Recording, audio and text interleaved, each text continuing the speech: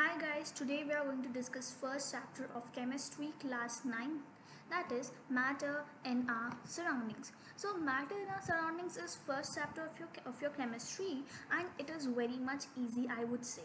In this chapter you're going to study all those topics which you have studied in your earlier classes in 7th and 8th, and few new things you are going to see, such as diffusion, sublimation, and what will happen if there is a change in temperature, and how to convert Kelvin into Fahrenheit, and some new concepts are there. So by the name of the chapter, matter in our surroundings. So what is matter? We very well know what is matter since we have studied it from class 7th, and I think yes, it is easy for us to define what is matter. But though, let us revise once again. So air, water, stones, sand, clouds, pencils, books, and we can give many examples. If I consider that it could be ball, it could be this pen, and what not. Everything is matter. So, as per definition, matter is everything in this universe that occupies space and has mass. So, if we talk about this ball, then this ball, it occupies some space of my hand, right? And even this ball, it is having some mass, maybe 5 gram or more or less than that. So yes, I can say that this ball is matter. Even I talk about this pen, yes, it occupies a space if I keep it on any object, and yes, it is having mass. So that is why this pen is also a matter. So this is what matter. So now, what is in matter? What is matter is made up of what? So those early Indian philosophers, they said that every living and non-living, it is made up of 5 basic elements, and they named them as panch tattva. So panch in Sanskrit, it means 5.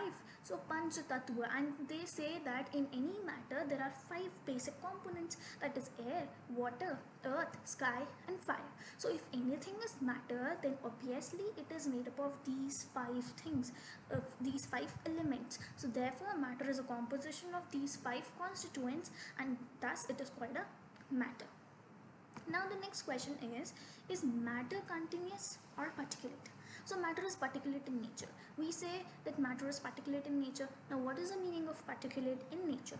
This means that matter consists of particles, as you can see in the microscopic image of a cube. So if this is a ball, and if I see this ball, since it is a matter, under a powerful microscope, I would be able to see such a small circle, and they are not circles or they're not spheres, rather they are something. That's something. What they are atoms. If you observe this ball under a microscope, you would observe some circle things, and what they are atoms. That is the indivisible part of any matter, the smallest part. So it has been said that atom is something which is indivisible.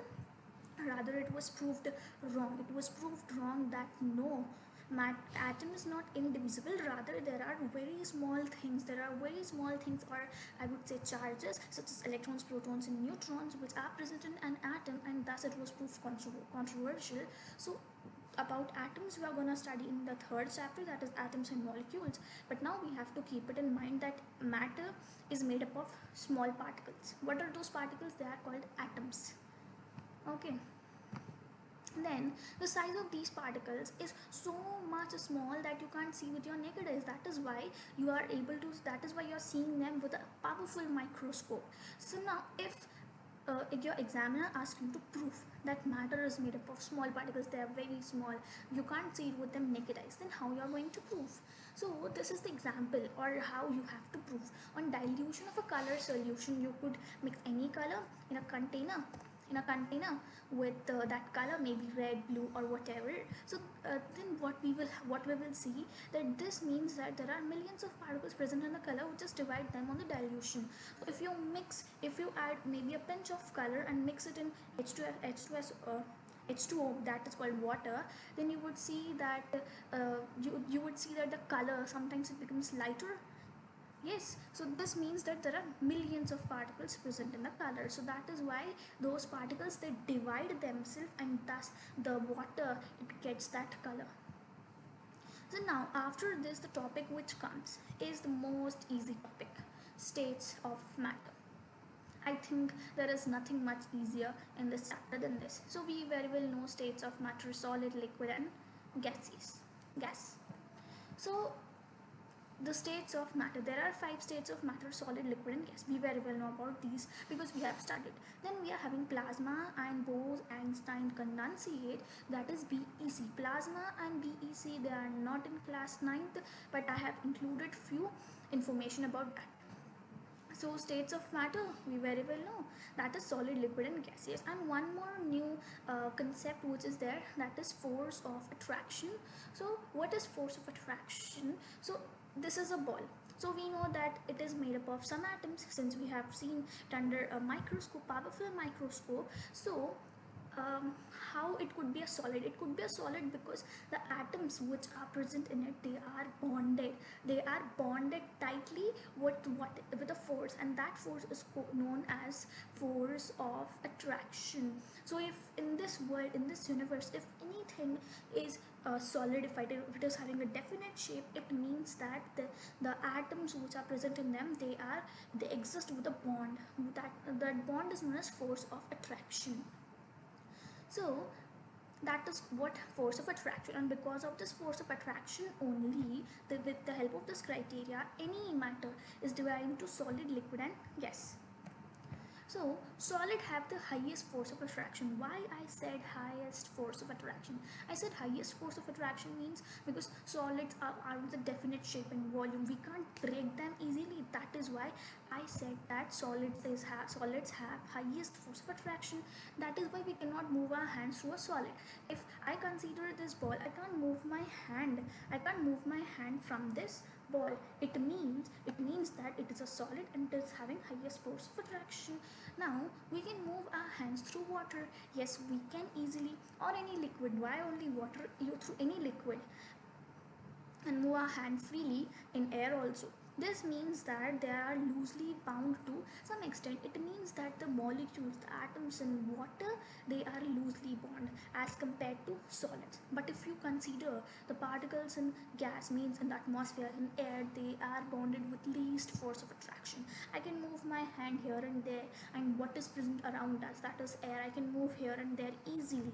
Yes, so yes, we can. It means that the particles in gas, they are with the least force of attraction, and that is why we are able to move our hand easily in air. And this is because the particles of matter are loosely bonded. So solid, first solid comes, then liquid and then gas. So that is the force of attraction. The highest is in solids, then as compared to that, the lesser one is liquid, and the least is gas.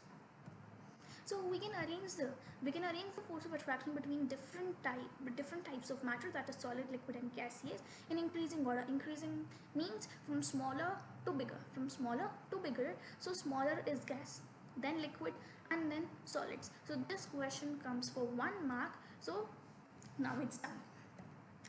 Next is the difference between solid, liquid and gaseous. Again, this question is not asked though, but then let us see once. Solid, liquid and gas. Solid is having definite shape. As you have seen this ball, it is having a definite shape, sphere or maybe circle. Yeah, as if you consider in 3D, this is a sphere. So solids are having definite shape.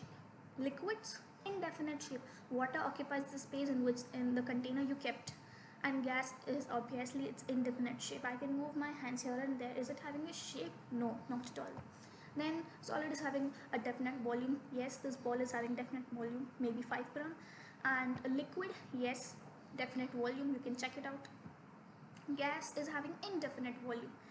The atmosphere, the air, it is not having any volume. It is having volume, but it is indefinite, right? Maximum force of attraction between the particles. That is why I can't move my hand from this ball. There is less force of attraction as compared to solids. Negligible force of attraction between the particles. That is why I can move my hand. It cannot be compressed. Compressed means I cannot press this. I cannot minimize it. I cannot make it small. That is why it is said solid cannot be compressed. Liquid, we cannot compress. And gas, again, it can be compressed. Liquid, so it is liquid, so if I'll try to compress that, then obviously the water will spread. kinetic energy of particles is minimum. Now what is kinetic energy? This we are gonna read it in the next session, but though kinetic energy is energy, I would say it's a type of energy in which the movement, the energy of movement is known as kinetic energy. So since why it is minimum, first the question is that why the kinetic energy of particles in solid it is minimum. The kinetic energy of the particles in solid it is minimum. Why? Because just because the atoms, the molecules present in any solid, they are strongly bonded that they cannot move here and there. That is why solids are having least kinetic energy. It means that the atoms which are present in this ball, they cannot move here and there. That is why इसीलिए इसका shape ये है, right? Now kinetic energy of particles is more than solid, because how can you say? Just because if you keep an ice cube, that is obviously a water, but though it is a solid, if you keep an ice cube, then and if you start heating it, then it turns into liquid, right? And some of the liquid it gets vaporized, right? So kinetic energy of particles means the movement of those particles, it is somewhat more as compared to solid. Kinetic energy of particles is maximum because air moves here and there. It can move anywhere. It means that why? Because the molecules, the atoms, they are least bonded. That is why they can move anywhere. So if they are able to move, it means kinetic energy is more. If I am able to move from here and there, it means my kinetic energy is more. Or I possess that kinetic energy. If I'm sitting here, then that is my potential energy. Particles cannot move, rather they vibrate only at their fixed position. It means that if this is a solid, then the atoms and the molecules in this solid, they just vibrate. Vibrate means from here to there, they just vibrate, they can't move. And particles can slide over one another, means from one over the other. Particles can move freely. Yes, in air they can move freely. They are having high density. Again, density is mass by volume. So they are having high density. Density is lower than solid, lowest density. They cannot flow. If I talk about this ball, it cannot flow like water, but water it can flow. And yes, gas it moves from here and there, so that is flow. So these all are the most important difference between solid, liquid and gaseous. So you have to learn any 5 of them. Next, by far we have discussed the three states of matter: solid, liquid and gaseous. But yes, as I have said in the earlier slides, that is plasma and Bose-Einstein condensate (BEC) were also discovered by scientists, and they stated that yes, there are also the states of matter. So let us see what is this plasma and Bose-Einstein condensate. But though remember, it is not in your class 9th. So first, plasma. It is a state of matter in which the particles are super excited and super energetic. They are in the form of ionized gases. For example, fluorescent tubes and neon light tubes, it consists of plasma. So it means that the movement, if I talk about the movement of atoms and molecules in the matter which consists of plasma, that they are super excited and super energetic, means they can move quickly. Okay, so they are in the form of ionized gases. Now again, this is a topic of class 11th and 12th, so I'm not going to introduce a new topic which is not in your class. So fluorescent tubes and neon which is an element in the periodic table, 9th element. So neon light consists of plasma. So the neon bulbs contain neon gas, obviously, and there is another gas such as helium, the second element of periodic table. As electricity is passed in the tube or the bulb, these gases they get ionized. Ionized means getting charged, gaining positive or negative charge, and this creates the plasma inside them that glows. It means whenever the gases inside them they get ionized, they started glowing, and thus it creates plasma. In fact, the sun, we very well know that in sun there are two gases, that is hydrogen and helium, and the reaction between them makes it light, right? That is why they glow. So because of plasma present in them, that is why today the sun is a star, that is why it glow. And there are some examples like star, sun is a star. If there is lightning, obviously there might be plasma. Neon lights and bulbs and tube lights, and we are having plasma TV, right? So these are the examples of plasma. and BEC both Einstein condensate. As it is written, Einstein means Albert Einstein. So this fifth state of matter was discovered by Albert Einstein on the basis of the studies which were conducted by our Indian scientist Satyendra Nath Bose. So BEC is formed by condensing gases. Condensing gases means what? Condensation we very well know. Okay, so of extremely low densities to much lower temperature. So if there is any gas of a very low density, then we are going to reach it to a very much lower temperature. So that is what about Bose-Einstein condensate. What you have to keep it in mind that this BEC was given by Albert Einstein. That's it. Next, characteristics of particles of matter, and this question comes to 3 marks, 3 to 4 marks, and yes, they can ask to prove them. So matter is made up of small particles. Particles of matter have space between them. Particles of matter attract each other. Particles of matter are moving all the time. That's it. They have just stated these points that yes, these are particles of matter. So are you looking for any proof? Now the question might come, now prove that. Now prove that matter is made up of small particles. Then how you're gonna prove? I'm gonna discuss all those proofs here. So the first one was matter is made up of small particles. If this is a matter, then it is made up of small particles. How can you say? Can you prove it? So yes, we can. If we put a drop of red color in water, the color of water turns red, and this happens because the particles of red color it mixed with the water. So now here the example is given about potassium permanganate, that is KMNO4. So how you are going to write KMNO4? You are going to write it like capital K, then small m, then again this KMNO4, it is 4.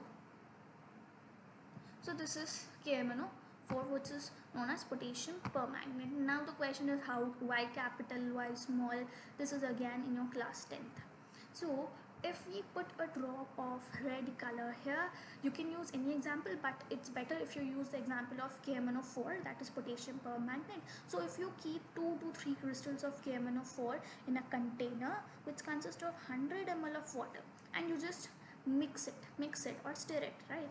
Then after mixing you will observe that the color would be dark pink, or you can say violet, or maybe magenta. Now what you have to do, you have to take a test tube and you have to take 10 ml of this 100 ml of the solution into a test tube. It means what? This is of 100 ml solution. Now you have to take 10 ml into another test tube. Now add 90 ml. Now you have to add 90 ml. Now you have to add 90 ml of water again in this beaker, and add this 10 ml and add this 10 ml. Now again you have to mix it. You will observe that the color it becomes fainter, somewhat light pink. Then again take 10 ml of this solution or either you can name it as A, B, then this would be C, and this would be D. Now again take 10 ml of this and you just take it in a test tube and pour it another beaker, pour it in another beaker of water, pour it in another beaker of 90 ml of water, and then again. So this process goes on. So this process it goes on. You can try till maybe 10 times, 20 times, or what, you can try it many times, and you will see always the color of the solution becomes more lighter than the preceding one. So this is the experiment, and you have to draw this diagram.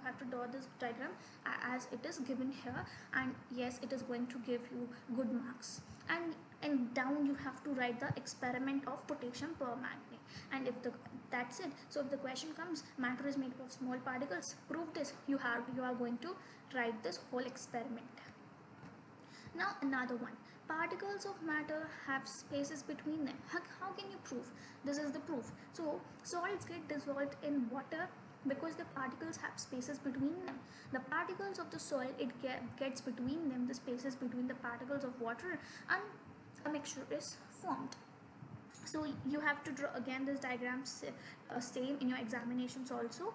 So particles of water are magnified millions of times. So this is water, right? Now you have to add maybe salt, or you can add sugar, but here the experiment is given of sugar. You have to add sugar, you have to stir it well, and what you will observe that the resultant is a sugar solution. Now that sugar solution, you would see that you can't see these sugar particles, right? If you mix it in the next beaker, what will happen? You can't see the sugar particles, you would see just water. And if you taste it, the taste would be sweet since it is sugar. If you add salt, then the taste would be somewhat bitter, right? So now this gives that. Now where are the sugar particles? There's the question, right? Where are the sugar particles? These sugar particles, they get into the spaces. You can see the spaces right here, and if you see under a powerful microscope, you will be able to observe some spaces between the particles, between the molecules of water. And in all those spaces, if you are going to mix, you are giving them an energy, so those sugar particles, they get into these spaces, they settle down and they combine with the water, and thus it forms the sugar solutions. Since it is sugar solution, it is called a mixture. And this about mixture, elements and compounds, this is in your second chapter. So this is how you have to prove that particles of matter have spaces between them. Then, particles of matter attract each other. The particles of matter are always held together because of the force of attraction between them. The amount of this force between the particles, it varies in different forms of matter. We have seen, obviously I would say we have proved this in the earlier slides only. Yeah, I would say about this ball, right?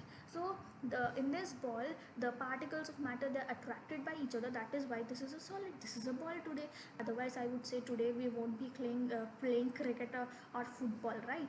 So that is why it is important. Now guys, the fourth one was that particles of matter, they continuously move. We don't have the proof for that, though we very well know, but no one is going to ask you for that. So that was the about this session. And this next session, you're going to study something regarding this photograph. So we are going to study that what will happen if there is change in temperature, what will happen to solid, liquid and gaseous. That we will carry on in the next session.